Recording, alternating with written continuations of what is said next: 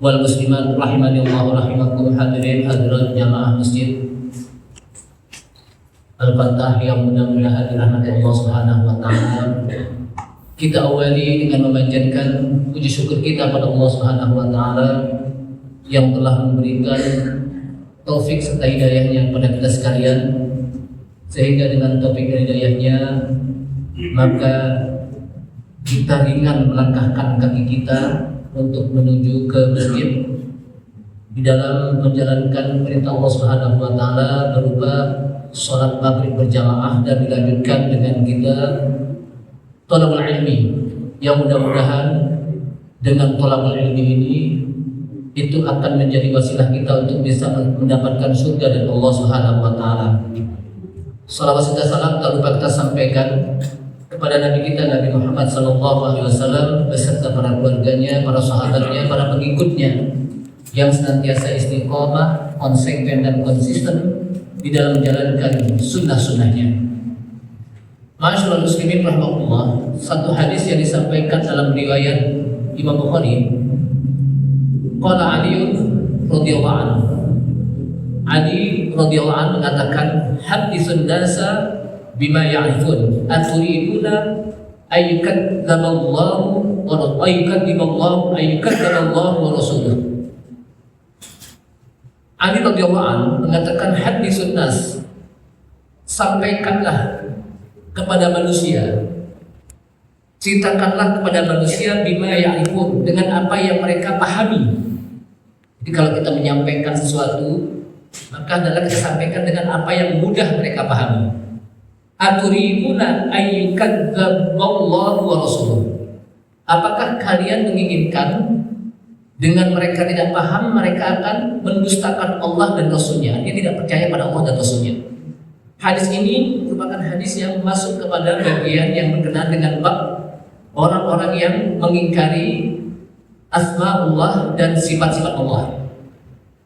Artinya di dalam menyampaikan asma'ullah, nama-nama Allah dan sifat-sifat Allah, hendaknya kita sampaikan dengan apa yang mereka pahami, agar mereka langsung bisa memahami dan mengimani tentang nama-nama Allah dan sifat-sifat Allah. Jadi jangan muter-muter menyampaikannya. Jadi apa yang mereka pahami saja. Makanya hadis ini dikutip juga oleh Syekh Shalih Fauzan dalam kitab I'anatul Mustafid. Jamaah sekalian rahimahullah, hadis Sahih Bukhari ini yang meriwayatkan tentang ucapan Ali bin Abi Thalib radhiyallahu anhu yang yukhatibul ulama. Ali menyampaikan pesan tentang bagaimana mereka, para ulama, menyampaikan kepada manusia haditsun nasa bima ya'rifun. Sampaikanlah kepada manusia tentang hadis-hadis, tentang qala Allah qala Rasul bima ya'rifun, dengan apa yang mereka pahami. Ay takallamu 'indahum, yakni berbicaralah kepada mereka dengan apa yang mereka mampu untuk bisa memahami. Artinya agar asal mereka tidak mengingkari apa yang disampaikan, sehingga tidak menjadi sebuah beban bagi akal mereka, dan mereka pun bisa mendapatkan pemahaman, sehingga wala tusmi'uhum syai'an, jangan mengasih dengar kepada mereka sesuatu yang mereka tidak pahami. Nah, di sini disebutkan oleh penulis kitab ini mengatakan bahwa di masa Ali radhiyallahu anhu, lamma kasral qusas fi waqtihi, jadi begitu banyaknya orang-orang yang menyampaikan tentang kisah-kisah, tentang cerita-cerita, yang mereka adalah orang-orang yang al-mu'az, orang yang memberikan nasihat, yang nasihat itu menginginkan agar orang-orang pada takut dengan nasihat tersebut. Kemudian mereka mengingatkan setiap apa yang mereka baca atau mereka dengar dengan hadis-hadis asal yang kadang sahih atau tidak sahih, agar orang-orang takut terhadap apa yang disampaikan. Dan ini nggak boleh terjadi. Kenapa? Karena ini merupakan sesuatu yang bisa jadi apa yang disampaikan itu bukanlah yang benar. Kenapa? Karena hadis ini tidak sahih. Cuman tujuannya untuk nakut-nakutin orang di dalam berdakwah. Jadi tujuannya untuk apa? Nakutin orang. Apalagi ketika mereka sampaikan sesuatu yang itu merupakan yang membimbangkan keimanan seseorang. Jadi dengan mereka disampaikan, orang akan menjadi bimbang, akan menjadi ragu terhadap apa? Keimanannya. Bahkan ini menjadi haram. Kenapa? Dengan disampaikan itu orang ragu keimanannya dia kepada Allah Subhanahu wa taala, sehingga disebutkan bayam lil qasi wal wa'id. Maka sebaiknya bagi orang yang menyampaikan tentang kisah-kisah, tentang riwayat, orang yang menyampaikan nasihat, khatib, ya, hendaknya dia sampaikan menjaga hal ihwal orang yang mendengarkan, dan mereka berbicara sesuai dengan cara berpikirnya. Jangan sampai orang yang berbicara menyampaikan di depan orang-orang yang awam, yang nggak mampu, yang nggak paham, kalau bahasa kita orang-orang yang bodoh, itu dengan pemikiran-pemikiran yang tinggi. Jadi dilihat apa objeknya. Makanya kata para sahabat, khotibun nasa ala qadri qulihim. Sampaikanlah kepada manusia sesuai dengan kadar kemampuan mereka. Nah ini apa? Ini merupakan bagian metodologi dalam berdakwah. Kemudian masuk lagi kepada hikmahnya apa? Hikmahnya disebutkan annahu amrun ayyura. Jadi dengan menyampaikan itu maka kita menjaga bagaimana hal ihwal yang hadir, yang mendengarkan, yang akhirnya mereka bisa menerima apa yang disampaikan. Kenapa? Karena sesuai dengan apa yang disampaikan dan mereka mampu untuk menerimanya, sehingga tidaklah mereka mendustakan Allah Subhanahu wa taala dan Rasulnya ketika yang disampaikan tentang masalah nama-nama Allah dan sifat-sifat Allah. Sehingga dalam sebuah riwayat juga ada disebutkan, yaitu dari riwayat Abdul Razak dari Ma'mar bin Ibnu Tawus dari Ibnu Abbas radhiyallahu anhu mengatakan, kata Ibnu Abbas, annahu ra'a rajulan intafadha lamma sami'a haditsan 'anil nabi sallallahu alaihi wasallam bis-sifati istinkaran lidzalik. Faqala ma farqa haula yajiduna riqqatan 'inda muhkamihi wa yahlikuna 'inda mutasyabihi. Satu hadis yang disampaikan oleh Ibnu Abbas, di mana Ibnu Abbas menyatakan bahwasanya ada seorang laki-laki yang laki-laki ini menjadi bimbang.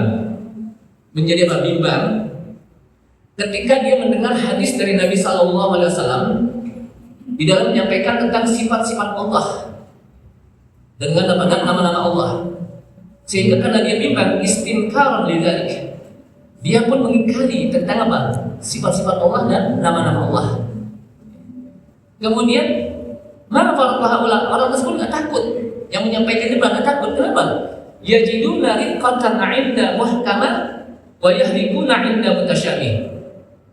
Dia mengambil lemah lembut tentang ayat-ayat yang muhkam, tapi celaka bagi mereka untuk ayat-ayat mutasyabihat. Artinya apa? Dia hanya yang muhkam, yang mutasyabihat nggak diambil. Bahkan mutasyabihat apa? Diambil hanya sebatas apa? Penafsiran sendiri. Makanya apa?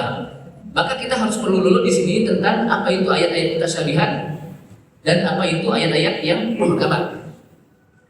Jamaah sekalian, siapa itu Abdul Razak? Abdul Razak ini merupakan al-imam menjadi sahibul musannif. Jadi dia adalah seorang yang penulis buku. Dan dia banyak sekali buku yang ditulisnya. Kemudian An-Tawus An-Abi Tawus ini adalah Tawus bin Kaisan dari A'immatul Ilmi fil Yaman. Jadi dia pemimpin di daerah Yaman. Namanya Abdullah bin Tawus. Jamaah sekalian, ketika mendengar, jadi walamma sami'at Quraisy, ketika orang-orang Quraisy mendengar Rasulullah SAW menyebutkan Yadhkurur Rahman, maka mereka mengingkari tentang sifat-sifat Allah. Jadi ini maksudnya adalah hadis ini menjelaskan ada orang yang ketika menjelaskan, ketika mereka mendengar tentang Yadhkurur Rahman, jadi mereka ketika mendengarkan ayat Yadhkuruna bir Rahman, wahum Yadhkuruna bir Rahman, mereka mengingkari Allah. Lalu mereka ketika disampaikan tentang sifat-sifat Allah dan nama-nama Allah, intaqadu, hatinya bimbang ketika mendengar hadis yang disampaikan dari Rasulullah SAW tentang sifat-sifat Allah. Karena bimbang, istinkaran, akhirnya hatinya mengingkari sifat Allah. Ma farqaha haula. Orang tersebut nggak takut, yang menyampaikan itu nggak takut. Kenapa? Dia mendapat apa? Dia mengambil hanya yang muhkamat dan meninggalkan yang mutasyabihat. Ketika dia meninggalkan ayat-ayat yang mutasyabih, yahlifun, mereka akan binasa. Nah, jemaah sekalian, apa yang dimaksud dengan muhkamat? Al-muhkam dengan nusus. Jadi yang disebut dengan ayat-ayat muhkamat itu merupakan nas-nas yang dari Al-Quran alladzi yufhamu ma'nahu bil lafzi, yang dipahami maknanya secara lafzi, secara redaksi. Jadi kalau kita baca secara redaksi langsung kita pahami. Sehingga wala yahtaju ila dalil akhar yufassirun, sehingga tidak membutuhkan dalil yang lain yang untuk menjelaskannya. Kenapa? Karena muhkamat itu sudah langsung kita bisa pahami. Sedangkan wal mutasyabih, dalam ayat itu kan ada mutasyabihan, ada muhkamat. Itu adalah huwal ladzi la yufhamu ma'nahu min lafzihi. Adalah ayat-ayat yang tidak dipahami maknanya secara redaksi, secara lafaz. Sehingga wa yahtaju ila dalilin akhar yufassiru, sehingga membutuhkan kepada dalil yang lain yang bisa menjelaskannya. Artinya dari sini ulama-ulama Ahlus Sunnah wal Jamaah memiliki kaidah annahum yarudduna al-mutasyabih ila muhkam. Ketika ada ayat-ayat mutasyabihat, mereka menjawab ayat mutasyabihat itu dengan muhkamat. Kenapa? Fa yufassiruna ba'dhan nusus bi ba'dhin. Mereka menafsirkan sebagian nas ayat Al-Quran dengan sebagiannya. Kenapa? Karena semua ayat Al-Quran kulluhu kalamullah wa kalamur rasul. Semua ayat Al-Quran itu adalah kalam Allah dan hadis adalah kalamur rasul. Sehingga pasti di sana ada yang menjelaskan. Walaupun dia mutasyabihat, pasti ada ayat yang lain yang menjelaskan. Sehingga karena ada yang menjelaskan ayat lain, tidak perlu penjelasan secara manusia. Jadi ada orang kan cari-cari sendiri tanpa penjelasan dari ayat. Padahal dalam Al-Quran semuanya sudah dijelaskan. Ketika menyampaikan ayat mutasyabihat, maka di sana ada yang menjelaskan ayat lain. Sehingga jangan sampai orang ketika menjelaskan tentang ayat-ayat mutasyabihat itu hanya secara logika.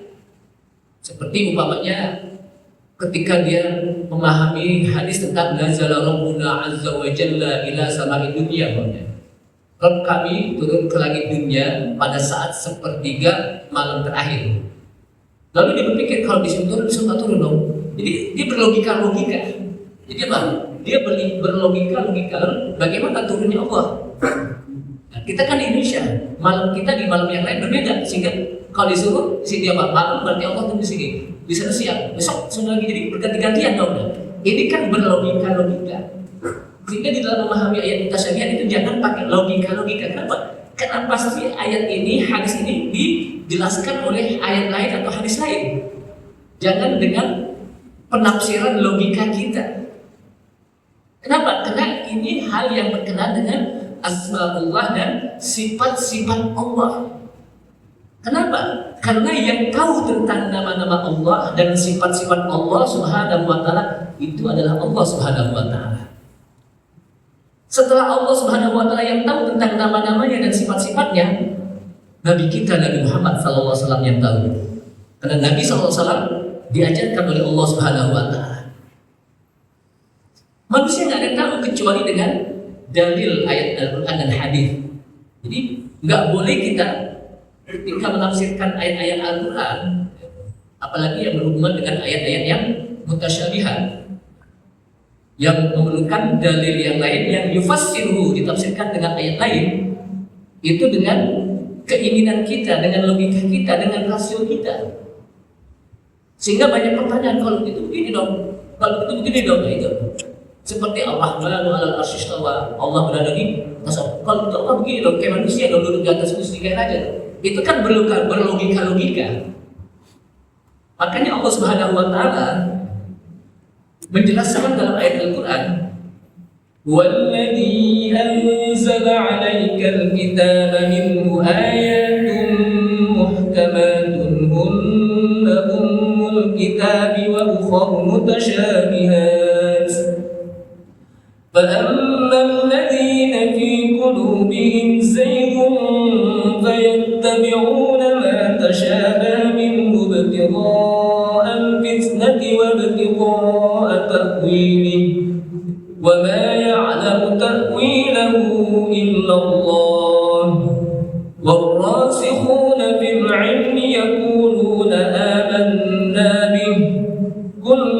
min 'indi rabbina ila akhir ayat. Walladzi anzala 'alaikal kitaba, dialah Allah yang telah menurunkan atas engkau wahai Muhammad Alkitab Al-Qur'an. Minhu, dari isi Al-Qur'an itu ada ayatun muhkamatun, ayat-ayat yang muhkamat. Apa itu ayat yang muhkamat? Yang tadi saya sampaikan adalah ayat-ayat yang yufhamu ma'nahu bil lafzi, yang dipahami maknanya secara langsung dari redaksinya, sehingga wala yahtaju ila dalilin akhar yufassiru, sehingga tidak membutuhkan dalil yang lain yang menjelaskannya. Kenapa? Udah langsung kita bisa paham. Kemudian hunna ummul kitab, dan itulah induknya Al-Qur'an. Wa ukhra mutasyabihat, dan yang lain adalah mutasyabihat.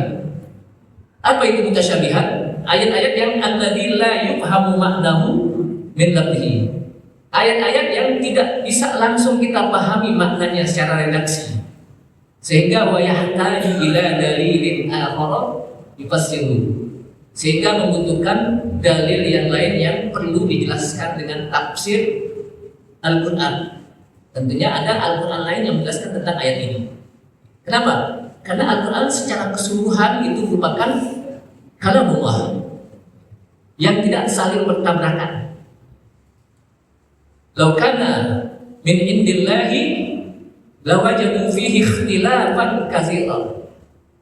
Kalaulah Al-Qur'an min indi ghairillah, dari sisi selain Allah, lawajadu fihi ikhtilafan katsiran, niscaya mereka akan mendapatkan di dalam isi Al-Qur'an saling bertabrakan, saling berbeda.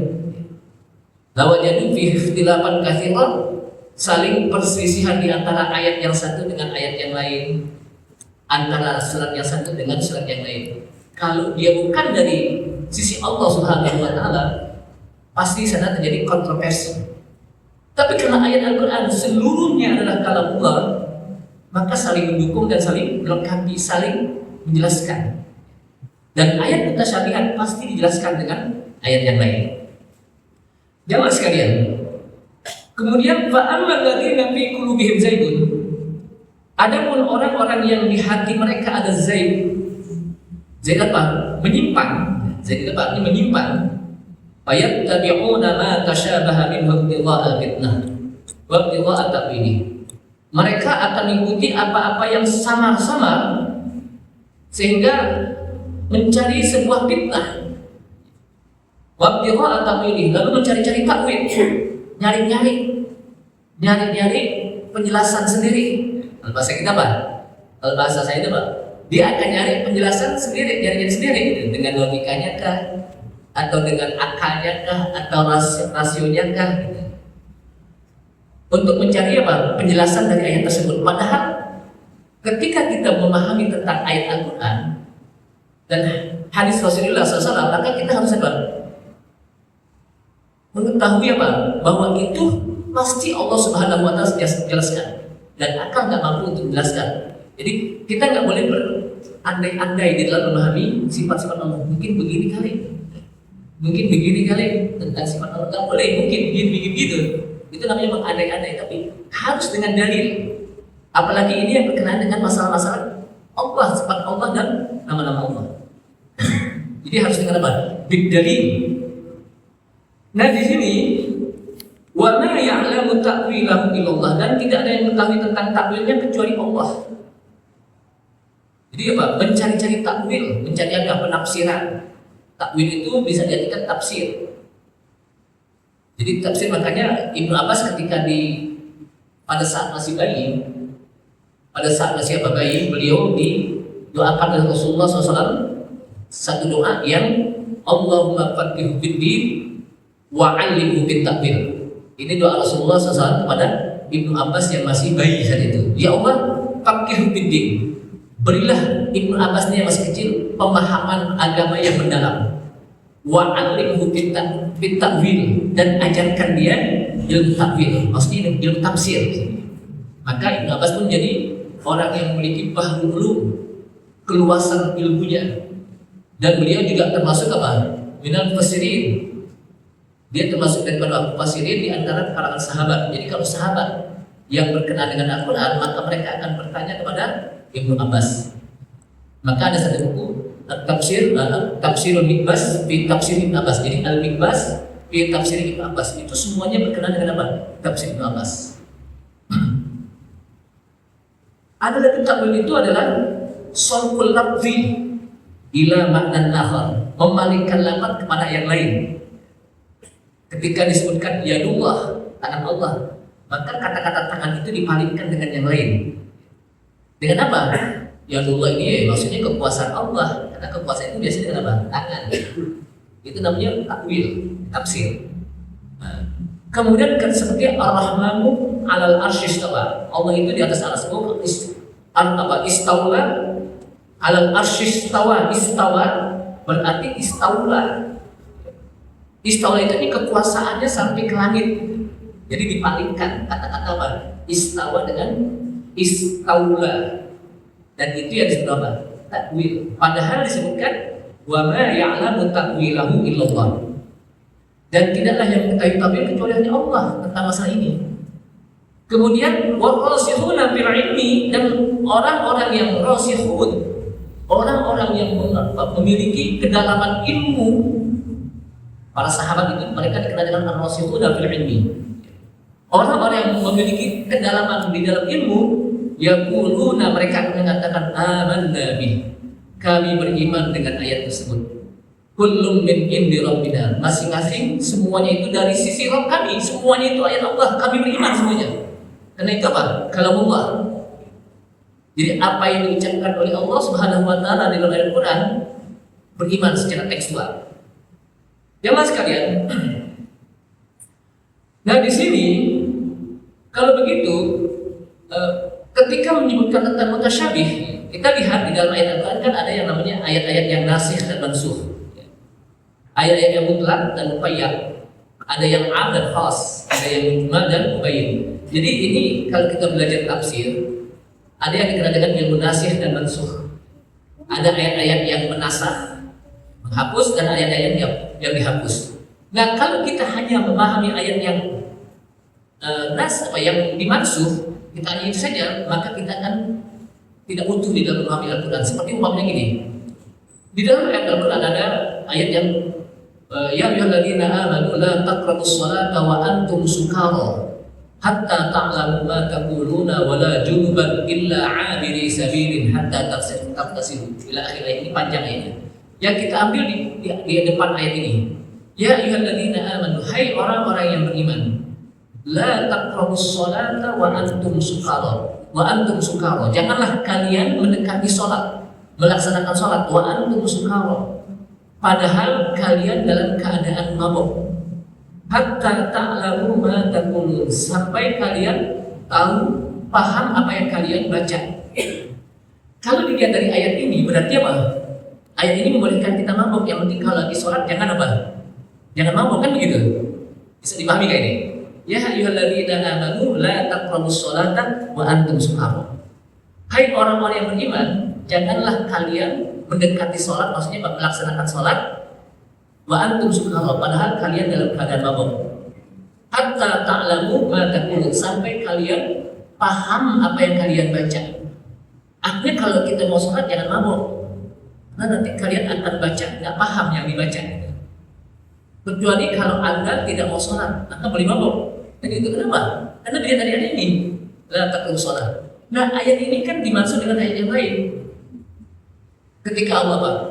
Apalagi dengan ayat yas'alunaka 'anil khamri wal maisir. Mereka bertanya tentang khamr dan maisir. Khamr itu apa? Minuman memabukkan, kalau minuman keras. Kalau minuman keras itu apa? Es kan keras ya. Ini minuman yang memabukkan. Ketika minum dia teler, namanya apa? Khamr. Wal maisir, dan perjudian.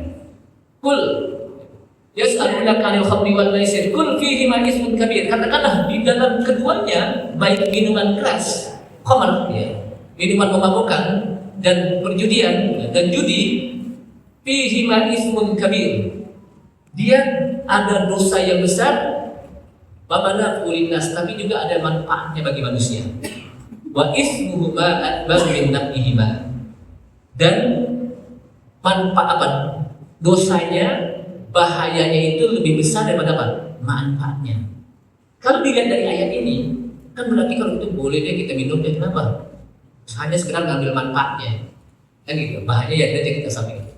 Belum ada larangan. Maka ketika ada larangan, maka dimaksud kayak tadi. Dihapus dengan kalimat ya ayyuhalladzina amanu. Apa? Ya innamal khamru wal maisiru wal ansabu wal azlamu rijsum min amal syaitani fajtanibuh. Innamal khamru, sesungguhnya khamr, minuman memabukkan, wal maisir, dan judi, wal azlam wal ansab wal azlam, al-nasib wal azlam, mengundi atas nama berhala. Itu semuanya rijsum min amal syaitan, perbuatan kotor dari perbuatan setan. Fajtanibuh, maka jauhkanlah. Artinya apa? Udah nggak ada lagi apa? Kompromi lagi di dalam apa? Masalah khamr. Dan itu digandengkan dengan masalah judi, undi nasib, ya, mengundi atas nama berhala. Itu apa? Satu rentetan. Artinya apa?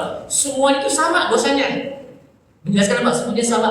Tinggalkan wajiban itu, Pak. Tinggalkan, jangan lakukan. Jadi tidak ada kompromi lagi. Walaupun ada manfaatnya, tapi tetap tidak dibolehkan. Walaupun mau sholat kayak nggak sholat kayak tetap nggak boleh. Itu namanya ada nasi dan mansuh. Walaupun ada beberapa penjelasan lagi dalam ayat-ayat yang lain tentang apa? Nasi dan mansuh. Ada lagi yang mutlak dan muqayyad. Ada ayat-ayat yang mutlak dan muqayyad. Muqayyad apa? Terikat. Kayak gini. Di dalam zikir kita ada yang mutlak. Kapan saja boleh kita berzikir. Dan itulah yang dilakukan Rasulullah tentang apa? Rasulullah kata Aisyah. Karena Rasulullah SAW yadhkurunallaha fi kulli hin. Adalah Rasulullah SAW senantiasa berzikir, ingat kepada Allah pada setiap apa saja. Yadhkurullah. Itu secara mutlak. Kita boleh beristighfar kapan saja. Kita boleh bertahlil dengan kalimat la ilaha illallah kapan saja. Bertasbih subhanallah kapan saja. Tapi ada yang muqayyad zikir yang berkaitan dengan sholat wajib umpamanya. Ada zikir habis sholat. Ada zikir habis adzan kan ada bacaannya. Ada zikir ketika kita masuk ke masjid. Ada zikir ketika keluar masjid. Ada zikir pagi. Ada zikir apa? Sore. Nah itu yang berkaitan muqayyad. Sehingga habis sholat umpamanya, kata ulama, mana yang saya harus lakukan? Apakah saya baca Al-Quran? Apa zikir habis sholat? Jadi kira-kira apa? Mana yang kita lakukan habis sholat nih? Kita baca Al-Quran langsung, padahal kan baca Quran kan bagus dan pahalanya luar biasa besar. Ambil kita zikir habis sholat. Mana yang kita dahulukan? Zikir habis sholat. Kenapa? Ini berkaitan dengan sholat. Ada pun baca Quran kapan saja bisa. Kapan saja bisa. Jadi yang dikatakan ulama, ambil yang muqayyad. Qobliyah, ba'diyah itu muqayyad. Ketika kita sholat kan ada qobliyahnya, ada ba'diyahnya, ada yang dikenal apa? Rawatib. Setelah zuhur, sebelum zuhur, setelah maghrib, setelah isya, sebelum apa? Subuh. Maka itu ambil yang muqayyadnya, yang apa? Yang keterkaitan dengan sholat kita. Nah itu namanya muqayyad. Tapi mutlak umum. Ada lagi yang am dan khas. Ada yang umum, tapi ada yang menentukan, yang khas tertentu. Seperti fatahrirul raqabah, memerdekakan budak. Budak yang mana saja. Tapi ada ayat fatahrirul raqabatin mu'minah. Berarti harus budak yang mukmin. Kenapa? Ada khasnya, ketentuannya secara khusus. Ada yang mujmal, ada yang mubayyan. Mubayyan itu apa? Kita mubayyin. Mujmal itu global, disebutkan oleh Allah SWT mubayyin. Mujmal, ada mubayyin secara terperinci. Ayat-ayat Al-Quran kan ada yang mujmal, global, seperti Allah SWT perintahkan qimus shalah, dirikanlah sholat, wa atuz zakah, dan tunaikanlah zakat. Ketika dirikanlah sholat, itu mujmal kan? Perinciannya nggak dijelaskan, kapannya nggak dijelaskan, waktunya kapan nggak dijelaskan situ. Maka yang menjelaskan adalah mubayyin, nanti dijelaskan secara terperinci. Hadis menjelaskan bagaimana sholatnya Rasulullah SAW yang berkenaan apa sifat sholat Nabi itu dijelaskan dalam hadis, dari mulai takbir sampai salam. Bahkan dari mulai wudu pun dijelaskan tentang apa? sifat sholat Nabi itu apa? Dijelaskan secara terperinci. Waktunya kapan? Di dalam ayat Al-Quran disebutkan, aqimis sholata liduluki syamsi ila ghasaqil laili wa qur'an al-fajr inna qur'an al-fajri kana mashhuda. Aqimis sholata liduluki syamsi ila ghasaqil laili. Dirikanlah salat liduluki syamsi pada saat nampaknya matahari. Berarti apa? Matahari nampaknya kapan? Siang kan? Siang matahari kelihatan kan? Liduluki syamsi ila ghasaqil laili, pada saat tertutupnya malam, tertutupnya matahari, sehingga gelap. Berarti malam. Wa Qur'an al-fajri, dan Qur'an al-fajri subuh. Nah, kalau dilihat dari ayat ini, berarti waktu sholat kita berapa kan? 3. Tapi dari mana 5? Maka dijelaskan oleh hadis yang dimaksud dengan liduluki syamsi adalah zuhur dan asar. Karena pada saat zuhur dan asar apa? Itu matahari masih kelihatan. Ghasaqil lail, pada saat malam gelap tertutupnya malam, maka apa? Maghrib dan isya. Karena maghrib isya itu apa? Matahari sudah tertutup, gelaplah malam. Jadi malam itu dimulai apa? Ketika matahari terbenam. Dan Quran al-Fajri apa yang maksud Quran al-Fajri? Salatul subhi. Yang disebut Quran al-Fajri apa? Salat subuh. Dan inna Quran al-Fajri kana masyhuda. Dan sesungguhnya salat subuh Anda itu disaksikan oleh para malaikat. Jadi malaikat itu menyaksikan. Makanya Rasulullah SAW, sholat yang paling lama itu adalah sholat subuh.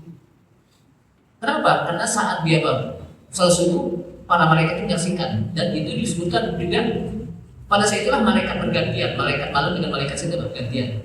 Malaikat siang, malaikat malam datang meninggalkan, lalu melapor kepada Allah SWT bahwa hambaku sedang beribadah sholat.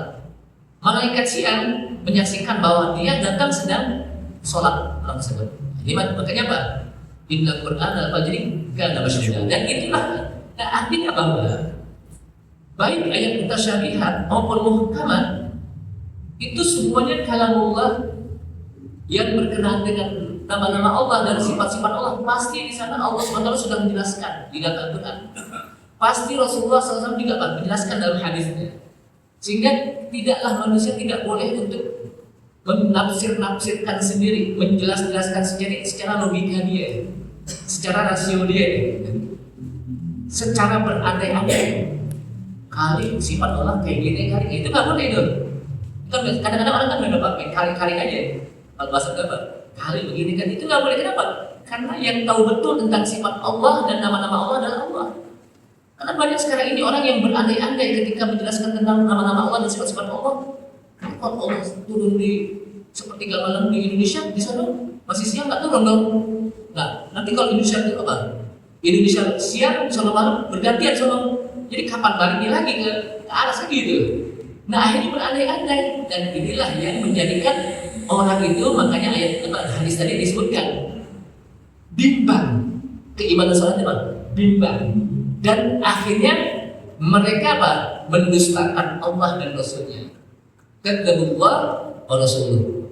Artinya apa? Tidak mengimani Allah dan Rasulnya. Kenapa? Karena mereka memahami ayat-ayat Al-Quran sesuai dengan logikanya, dengan rasio dia, dengan apa? Dengan apa yang dia inginkan. Padahal ketika kita berbicara apalagi tentang masalah iman, tentang masalah din, maka itu harus berdasarkan qala Allah wa qala Rasul wa qala sahabah. Jadi kalau kita berbicara tentang apa? Tauhid, tentang akidah, tentang beribadah, itu apa yang disampaikan oleh Allah Subhanahu wa taala dalam Al-Qur'an? Qala Allah wa qala Rasul, apa yang disampaikan Rasulullah dalam hadisnya? Wa qala sahabah, bagaimana para sahabat mengikuti yang dituntut oleh Rasulullah SAW. Itulah din, itulah apa? Agama. Masyaallah muslimin rahmatullah. Kemudian kita masuk lagi kepada, berarti dari sini ada orang yang hanya mengambil muhkamat.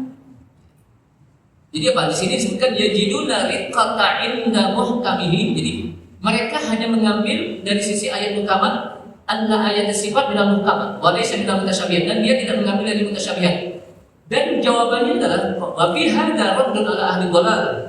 Jadi ini merupakan jawaban atas orang-orang yang ahlul dhalal, mereka yang sesat di dalam memahami tentang nama-nama Allah dan sifat Allah, yang mereka hanya menjadikan sifat Allah itu alladzina yaj'aluna sifatnya minal mutasyabih. Jadi mereka apa? Hanya mengambil yang muhtamal, tapi yang mutasyabih dia apa? Tidak ambil. Apalagi dia hanya menyatakan kita serahkan kepada Allah, tapi dia nggak paham gitu. Padahal kan ayat Al-Quran sudah dipahami gitu, dengan penafsiran para ulama. Sehingga disebutkan di sini apa yang bisa diambil dari faedah hadis yang tadi. Yang pertama, mengingkari nama-nama Allah dan sifat Allah itu kubur. Jadi kita ambil dari beberapa kesimpulan dari hadis Rasulullah SAW, dari ayat Al-Quran. Maka yang bisa kita ambil faedah dari ayat Al-Quran dan hadis-hadis Rasulullah, yang pertama adalah mengingkari nama-nama Allah dan sifat-sifat Allah itu kubur. Jadi kita nggak boleh mengingkari nama-nama Allah dan sifat-sifat Allah. Wa hum yaquluna bir rahman.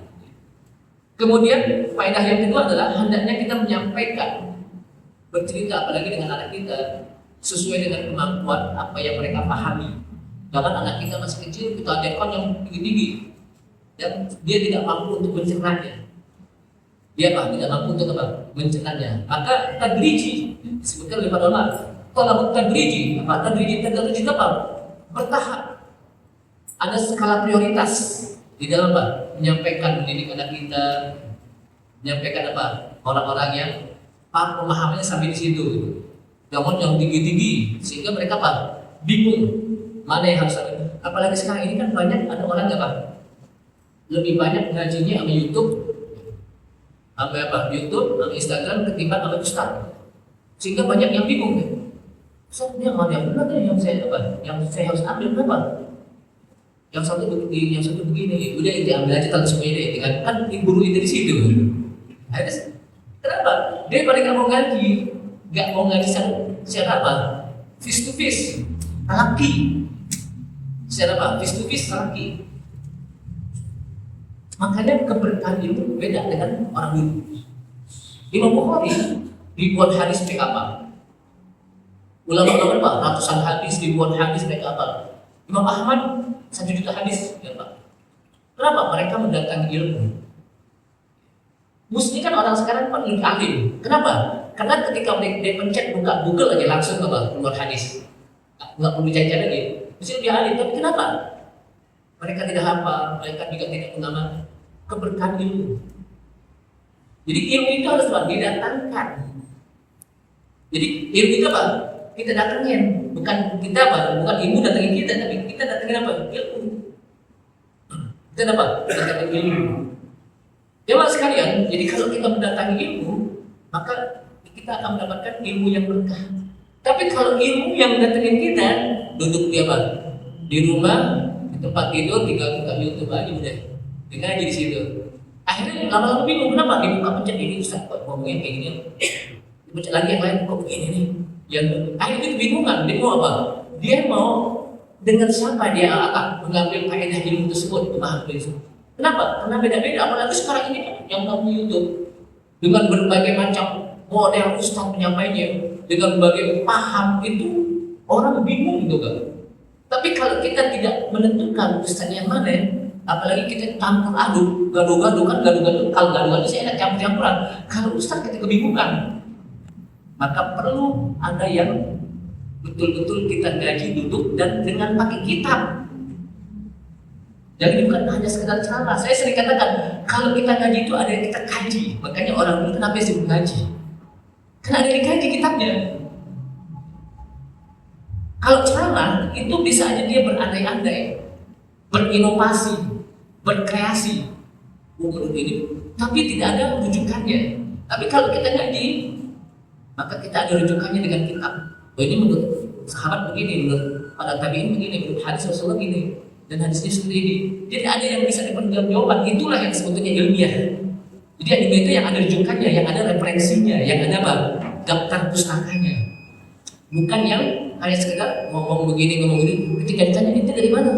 Ya ada sih, menurut yang sini begitu, menurut ini segitu. Ada sih katanya begini. Nah itu belum berandai-andai bukan ilmiah. Kenapa?